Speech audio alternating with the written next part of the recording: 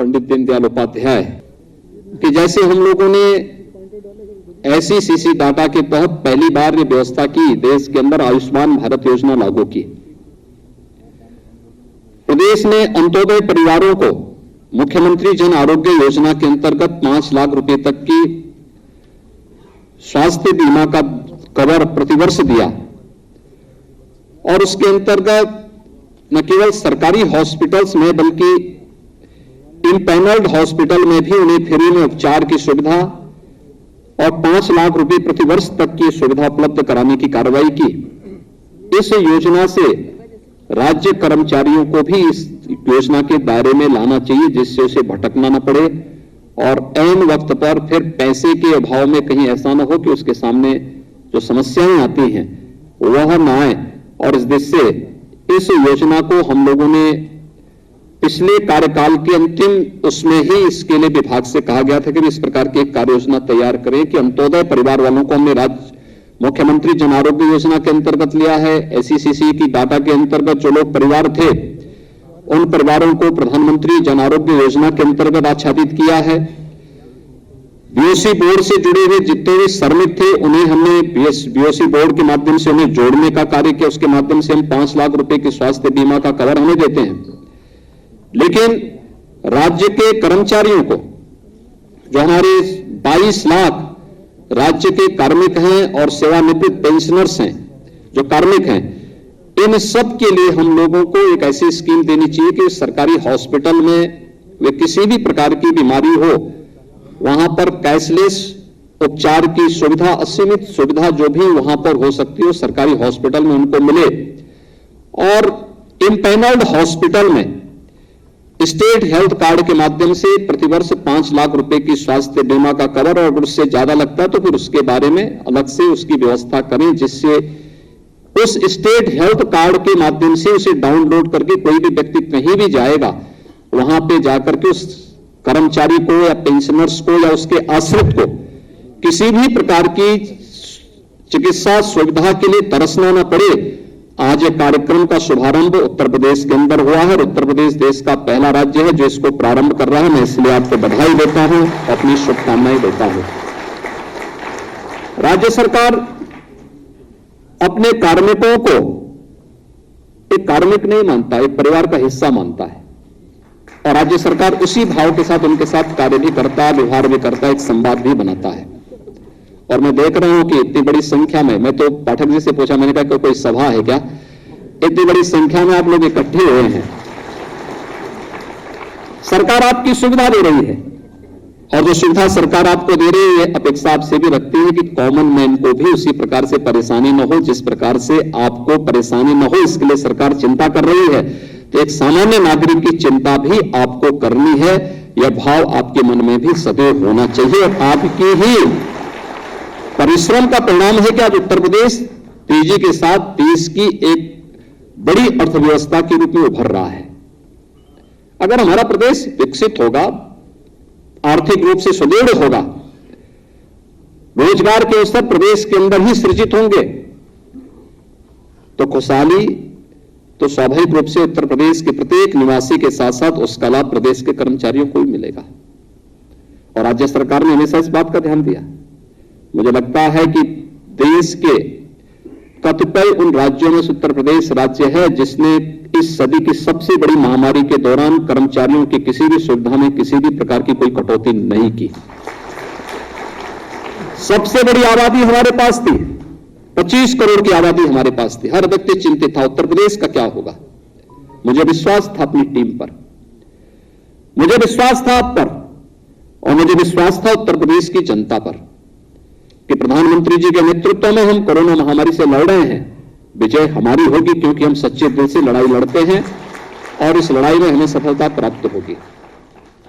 हमने रिजल्ट दिया, उत्तर प्रदेश के मॉडल प्रस्तुत किए, अलग अलग प्रकार के मॉडल प्रस्तुत किए। टीम वर्क जब काम करती है तो उसके परिणाम उसी रूप में सामने आते हैं। सामूहिकता का एक भाव सब जगह देखने को मिलता है और सामूहिकता का एक भाव इस रूप में जब एक साथ देखने को मिलता है तो उसमें परस्पर एक दूसरे की भावनाओं का सम्मान करने के साथ ही हमें एक दूसरे के हितों के प्रति भी उतने ही जवाबदेही के साथ कार्य करना होगा। जनता सरकार चुनती है, सरकार के कार्यक्रमों को नीचे स्तर तक पहुंचाने का काम आप करते हैं। आपको जो वेतन या जो अन्य सुविधाएं सरकार के स्तर पर मिलती हैं, राज्य से मिलने वाले जो हमारे कर हैं उससे जो प्राप्त होता है, सब एक दूसरे पे जुड़े हुए हैं। जैसे जीवन चक्र होता है वैसे ही शासन व्यवस्था का भी एक चक्र होता है जिसमें जनता हमसे अलग नहीं है। कर्मचारी शासन व्यवस्था से अलग नहीं हो सकता है। इस सभी मिलकर के जब एक साथ प्रयास करेंगे, एक दूसरे के हितों का संवर्धन करेंगे तो परिणाम अपने आप आते हुए दिखाई देंगे और उस परिणाम को प्राप्त करने की दिशा में अधिक से अधिक सुविधा। आपने देखा होगा सरकार ने पहले 100 दिन के अंदर ई पेंशन पोर्टल को लॉन्च किया। यूपी पहला राज्य था जिसने ई पेंशन पोर्टल लॉन्च किया। सारी समस्या का समाधान पहले से अपने आप ऑटो मोड पर होता हुआ दिखाई दे और यह अपेक्षा मैं रखता हूं कि ऑटो मोड आपकी टेबल में भी होता हुआ दिखाई दे, बार बार किसी को ना आना पड़े। क्योंकि मैं देखता हूं कि जो कर्मचारी जिसको ज्यादा परेशान करता है उसी को रिटायरमेंट के बाद भी ज्यादा परेशान होना पड़ता है। आपकी समस्या का समाधान तो हम टेक्नोलॉजी से कर रहे हैं, लेकिन आपको उस टेक्नोलॉजी को हैंडल तो आप ही को करना है, ये भी तय है। इसलिए वह और भी अच्छा रहे जिससे रिटायरमेंट के बाद आपको या आपके आश्रित को कभी भी इस प्रकार की कोई संकट का सामना न करना पड़े, अनावश्यक भटकना न पड़े और अन्य हर प्रकार से हर जगह खुशहाली हो, आपके बारे में अच्छी राय लोगों के मन में बने। हम देखते हैं जिस कर्मचारी ने, जिस अधिकारी ने अच्छा काम किया है, वर्षों तक लोग याद करते हैं उसको, वर्षों तक लोग याद करते हैं। हाँ, मैं देखता हूं 25 साल 30 साल पहले कोई वहां से चला गया, रिटायर हो गया, लोग आज भी याद करते हैं। लेकिन जो व्यक्ति बातचीत नहीं करता, जानबूझ के हर समस्या पे भी समस्या का समाधान करने के बजाय समाधान को समस्या में खड़ी कर देता है, जब उसका ट्रांसफर होता है लोग कहते हैं चलो एक बला हो टल गया यार। बला मत बनिए, कभी नहीं। लोगों की दुआ भी और बददुआ भी बहुत लगती है। एक कॉमन मैन को तो सचमुच लगती है क्योंकि बहुत सच्चा होता है व्यक्ति।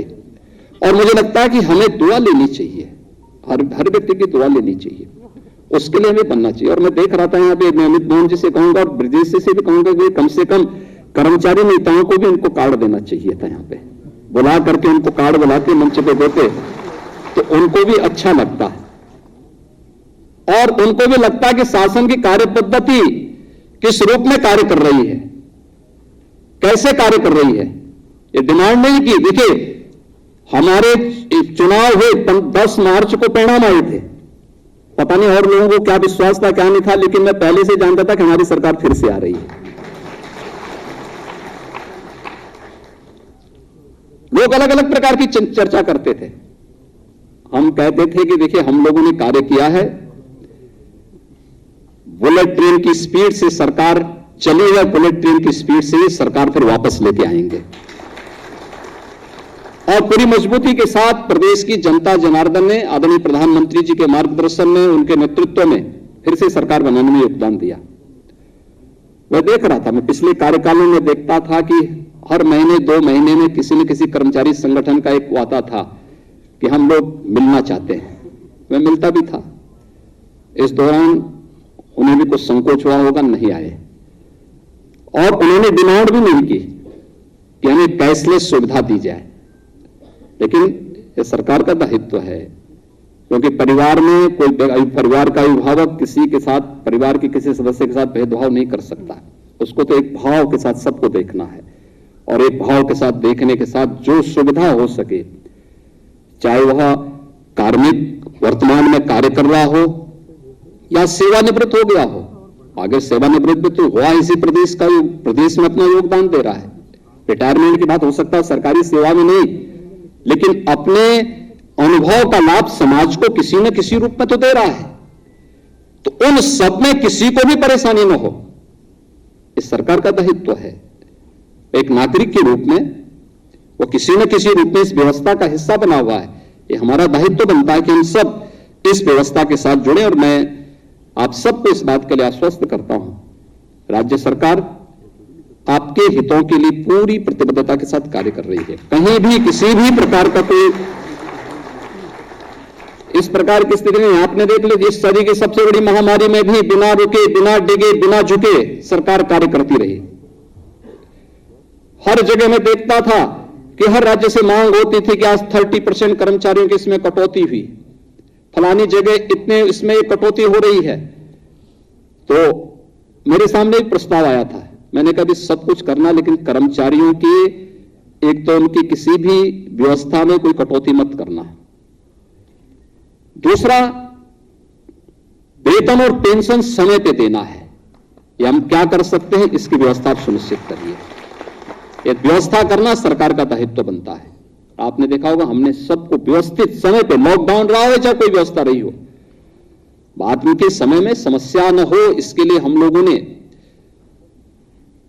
लॉकडाउन की व्यवस्था को छोड़ दें तो शेष दिनों में आपने देखा होगा कि हम लोगों ने मार्केट को भी बंद नहीं किया, उद्योगों को बंद नहीं किया, जिससे कैश फ्लो बना रहे, राज्य सरकार के पास एक रेवेन्यू आता रहे और हम लोग शासन की व्यवस्था के साथ साथ 25 करोड़ लोगों के जीवन में किसी भी प्रकार का संकट न आए, इसके लिए भी हम लोग लगातार कार्य करते रहे। परिणाम हमारे पक्ष में आए। हमारे मॉडल को लोगों ने माना, कहा कैसे उद्योग चला रहे हैं।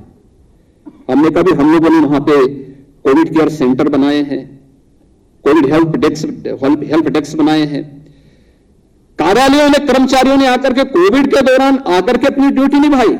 लोग कहते थे साहब कैसे हो पाएगा, हमने कहा हमारी तो सारे कर्मचारी आ रहे हैं ड्यूटी पे, कोविड हेल्प डेस्क का पालन करते हैं, कोविड केयर सेंटर बनाए गए हैं, स्वास्थ्य विभाग के कर्मचारियों ने, हेल्थ वर्कर्स ने, आंगनबाड़ी आशा वर्कर, ये जितने हैं एएनएम, इन सब ने गांव गांव में जाकर के किस सेवा भाव के साथ कार्य किया, वो अभूतपूर्व दृश्य था।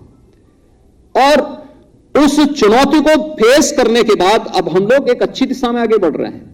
तो मिलकर के हम सबको इस व्यवस्था के साथ जोड़ना होगा, एक साथ मिलकर के बेहतरीन टीम वर्क के माध्यम से बेहतरीन संवाद बना करके परिणाम देना होगा।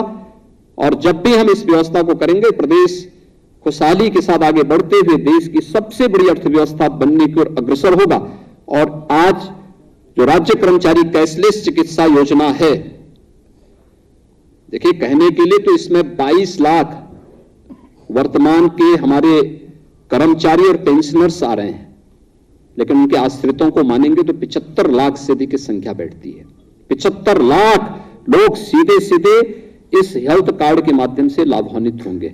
और मैं चाहूंगा कि स्टेट हेल्थ कार्ड एक ऐसा मैकेनिज्म बने कि स्वयं ही लोग अपने उससे उसको निकाल सकें, उसको डाउनलोड कर सकें और उसके माध्यम से फिर अपनी स्वास्थ्य के सेवाओं को किसी भी सरकारी हॉस्पिटल में, इम्पैनल्ड हॉस्पिटल में उसका लाभ ले सकेंगे। आज के इस अवसर पर एक बार फिर से मैं आप सबको हृदय से बधाई देता हूं, अपनी शुभकामनाएं देता हूं और विश्वास व्यक्त करता हूं। भगवान करे कि किसी को सामने इस प्रकार की समस्या ना आए कि इमरजेंसी उसके सामने आए, लेकिन फिर भी मनुष्य का जीवन है और उस व्यवस्था के साथ हम लोग रह रहे हैं, तो स्वाभाविक रूप से अगर कभी कोई ऐसी संकट आता ही है तो हमारे पास स्टेट हेल्थ कार्ड हमारे साथ खड़ा होगा। चाहे वह किसी यानी बड़ी से बड़ी बीमारी का सामना करने के लिए कोई सरकारी हॉस्पिटल में, यानी एसजीपीजीआई के डायरेक्टर साहब यहां पर बैठे हैं, केजीएमयू के वीसी यहां बैठे हुए हैं और भी हमारे वरिष्ठ चिकित्सक भी यहां बैठे हुए हैं, कोई सीमा नहीं होगी उसमें, फिर वह असीमित होगा। इसलिए वह एक सुविधा आपको यहां पर आज प्राप्त हो रही है। इस सुविधा के लिए मैं एक बार फिर से आपको बधाई देता हूं, शुभकामनाएं देता हूं। धन्यवाद। जय हिंद।